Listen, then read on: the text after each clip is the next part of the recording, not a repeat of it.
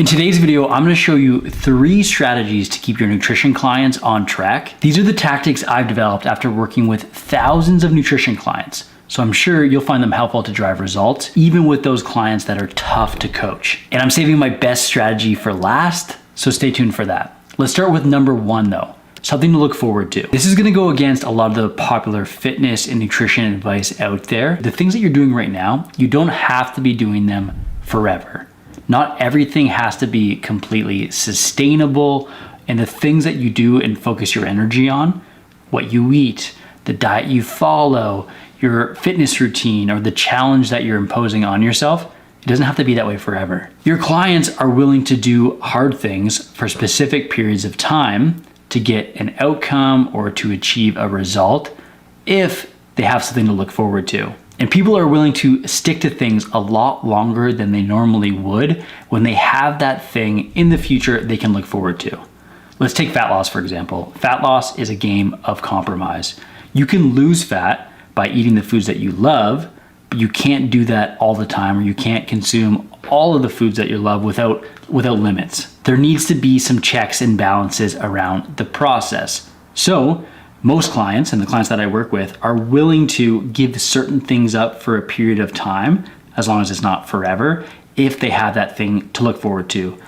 A treat meal, something each day that keeps them on track and keeps their cravings at bay. As a coach, if I want what's best for my clients, I want to get to know them on a closer level, a day-to-day level, to get a sense of what drives them and what they look forward to, and start to plan some things around that to keep them doing the hard work for longer periods of time to achieve that result that they signed up for. Now, this doesn't always have to be food related. It can be some sort of milestone or event or something else they're working towards. Let's say they have a trip coming up in 6 weeks. Maybe we start to periodize their nutrition plan around that. Here's what we're gonna do for 6 weeks and keep things really dialed in. Then take some time off during the trip. Then they have something to look forward to. They can put their head down, work hard, push towards a certain goal. And there's a time and a place for all of these things. If you're starting to work with a client, it shouldn't just be follow this plan forever. You should help them develop some timelines and expectations, and having something to look forward to in the long term, but also in the short term, we're talking days and weeks, is one of the smartest things you can do to keep them on track. You may not recognize it, but we see these type of things in athletics all the time.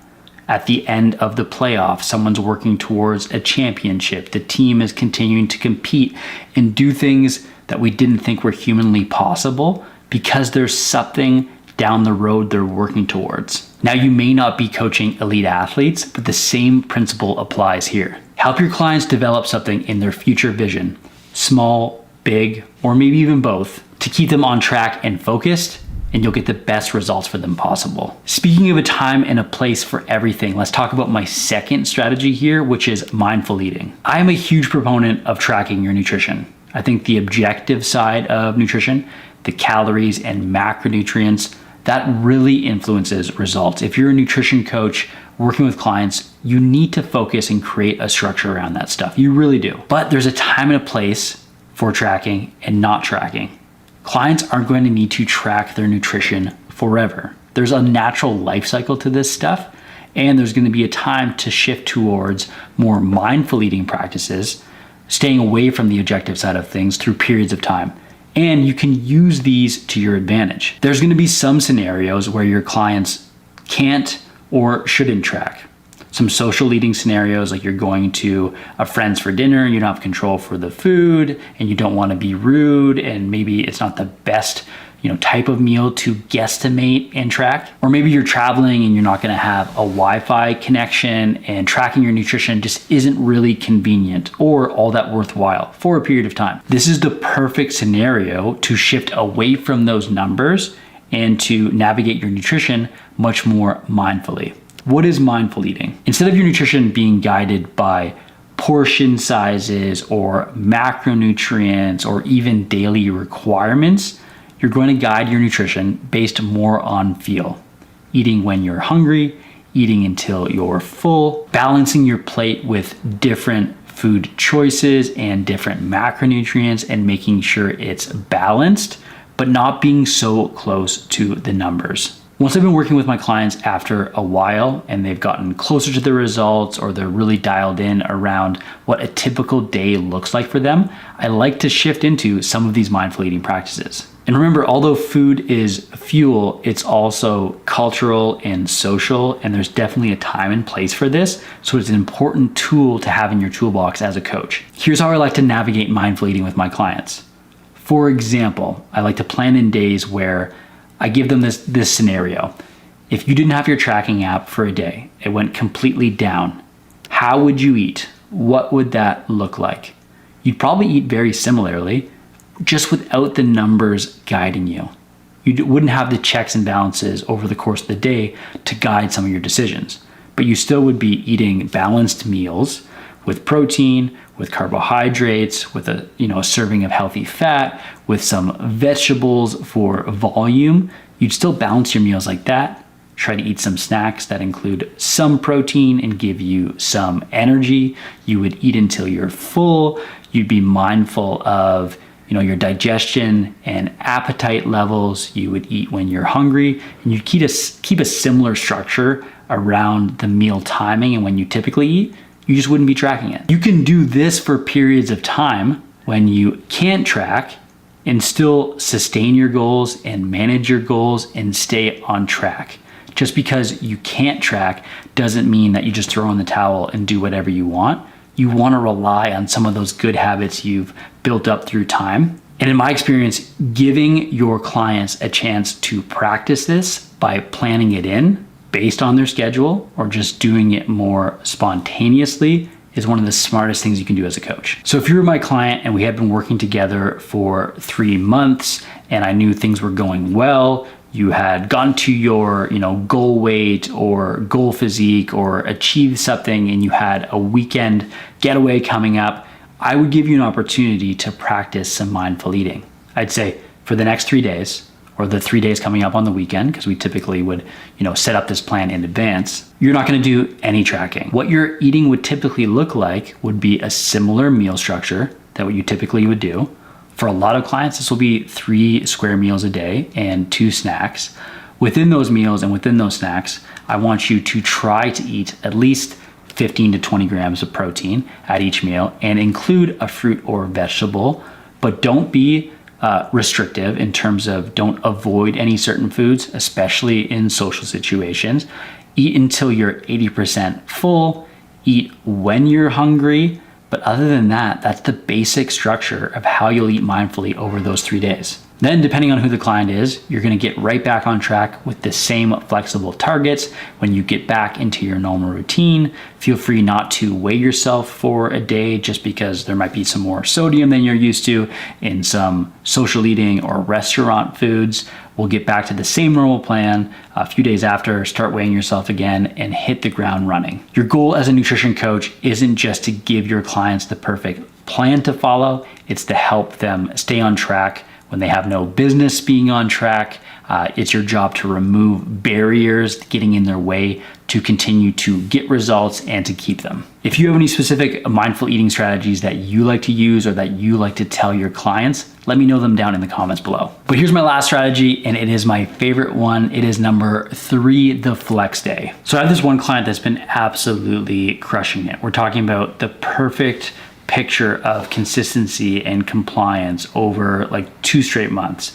He hit his weight goal, his weight came down, he's been completely dialed in, and he had an anniversary dinner coming up where he knew it was going to be tough to track, and this, he's bang on for the most part all the time.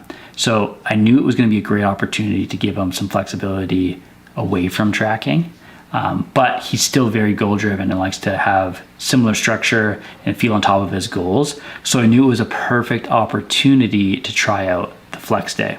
So the flex day is a partial tracking day where you typically take some period of the day off. In this situation, it was going to be for the anniversary meal at night. And what we would do is give him reduced targets. So for the rest of the day, that were, in his goals, trying to maintain his weight, that were going to be higher protein to get ahead of the protein and less of everything else, like of a fraction of everything else, typically around like 60 to 70% of his protein target, and then around like 50% of the rest of the calories, just again to create a calorie buffer to make up for the rest of the day. So for this individual, he was typically eating around 190 grams of protein, around 250 grams of carbohydrates, and 80 grams of fat. So for that period of time, we're going to set him up on that day at around 130 grams of protein that he's going to eat through breakfast and lunch and probably a snack to get ahead of his protein.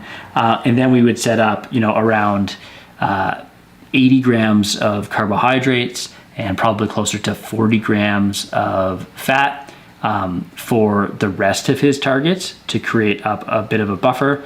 So then he could eat like, a bigger high protein breakfast, probably something more volume driven for lunch with, vegetables and some protein.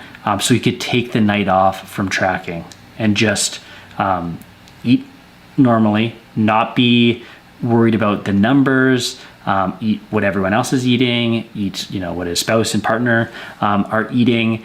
And maybe have a few alcoholic drinks, have some dessert, not worry about that type of stuff, and stay away from the numbers entirely for a night. This is a great thing to do for, social eating, weddings, social celebrations, those type of things, while staying on track with your targets.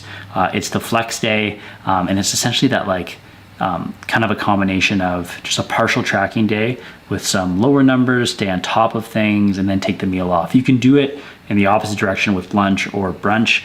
It's not as common kind of thing, but it just depends on what your client's up to and what they find important, but you can plan it in that way as well. This worked for this client, and it'll work for your clients too. Use it, the flex day. And this is what he had to say in terms of feedback about the flex day. So my flex day meal planning for our anniversary worked out great. I stuck to macro targets we set earlier in the day with a high protein breakfast and a lighter lunch, keeping things balanced and mindful. That gave me the flexibility to fully enjoy dinner without tracking, which felt great and made the evening even more relaxed and enjoyable. I love this. Dinner was high protein grilled meat, lots of fiber and carbs mostly, and I even enjoyed dessert. It felt like a win to celebrate while staying aligned with my overall goals.